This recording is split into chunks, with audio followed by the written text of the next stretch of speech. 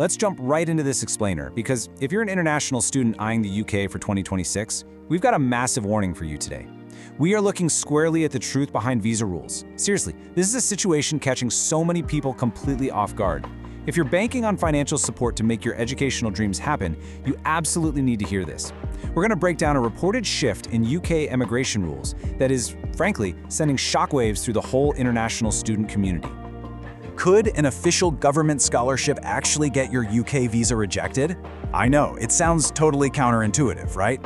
You put in all the grueling work, you apply, you get that amazing news that a government is funding your education, boom. You'd naturally assume your path to the UK is completely clear. But relying on that assumption without knowing the fine print of these new rules, that could literally put your entire academic journey in jeopardy. Section 1. The UK Visa Shock, a sudden change for international students. Okay, so here's where things get tricky. UK Visas and Immigration, UKVI, has severely narrowed how they define an official sponsor. Under their updated interpretation, they are stating that only financial sponsorship provided by a national or federal government may be accepted. That wording is absolutely everything. They are essentially saying only the absolute highest level of government funding is the gold standard for your application now. So we're looking at a pretty stark contrast here between funding that's safe and funding that's suddenly at serious risk. On one hand, national or federal government funding? Accepted. You're good. But on the other hand, state, provincial, regional, or local government funding? That is now firmly in the at-risk category, meaning funding issued directly by a state or a province might just not qualify anymore. And hey, this isn't just an isolated issue for one specific nation. Applicants from literally any country with regional scholarship programs could be hit by this strict new distinction. The crucial, kind of terrifying point here is that holding an official approval letter in your hand just doesn't guarantee a successful visa anymore. You could already have your university admission locked down, you could be holding a scholarship letter printed on fancy official government letterhead. But if that letterhead belongs to a regional or local government instead of a federal one, your funding might just be rejected under these new rules. It's a really harsh reality, leaving a ton of dedicated students incredibly vulnerable right now. Section 2. The London Funding Gap. The financial requirement problem. So what happens if your regional sponsor isn't recognized? Well, the burden suddenly falls entirely on you. You might actually be asked to prove that you personally hold the required tuition fees. Plus, you have to prove personal access to all your living expenses. If your official sponsor isn't federally recognized and you don't have that supplemental proof of personal cash, your application is looking at severe consequences. We're talking massive delays or just outright refusal. You're basically expected to manifest a huge chunk of personal capital out of thin air that you thought was already covered. To really wrap our heads around the real-world impact of this bureaucratic shift, let's look at a reported case study out of Maharashtra.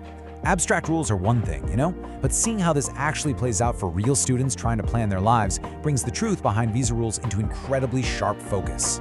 £9,900. That number represents the approximate annual maintenance amount students receive from this specific regional scholarship in Maharashtra. Winning this is usually a massive, life-changing achievement. And honestly, nearly 10 grand sounds like a super solid amount of support for studying abroad.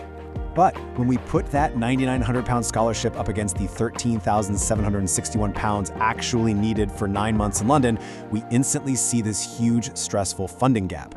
Students in London need to demonstrate access to at least that higher figure just to survive, right? Just for living expenses. Because the initial amount comes from a regional government, UKVI might completely ignore it. And even if they did accept it, the student still has to frantically scrape together personal funds to bridge a gap of thousands of pounds. Without updated sponsor documents, extra personal cash, or a national-level endorsement, navigating this massive shortfall is exactly what leads to those brutal delays or refusals. Section 3. How to protect yourself. The survival guide. Okay, so before you even think about hitting submit on that visa application, you absolutely have to follow these 3 crucial steps to protect yourself. Step 1, you've got to confirm if your specific sponsor meets UKVI's incredibly strict definition of a national or federal sponsor. Step 2, get on the phone. Contact your scholarship authority, your prospective university, and a legit immigration advisor immediately.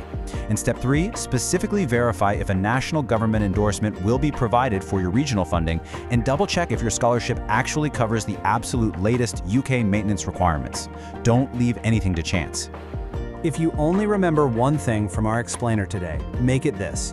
Do not assume that an approval letter automatically satisfies UKVI rules. The whole landscape of immigration requirements is incredibly specific, and it changes constantly. Getting your acceptance letter is a fantastic milestone for sure, but it's really just one piece of a much larger, highly technical puzzle. So, we're going to leave you with this final, vital question to really push you to double-check your standing today. Is your funding truly secure? Seriously, don't wait until the last minute in 2026 to find out the hard way. Scrutinize your documentation, ask your sponsors and advisors the tough questions, and make absolutely certain you understand the truth behind visa rules governing your specific situation. Stay informed, stay proactive, and make sure that path to your education stays wide open.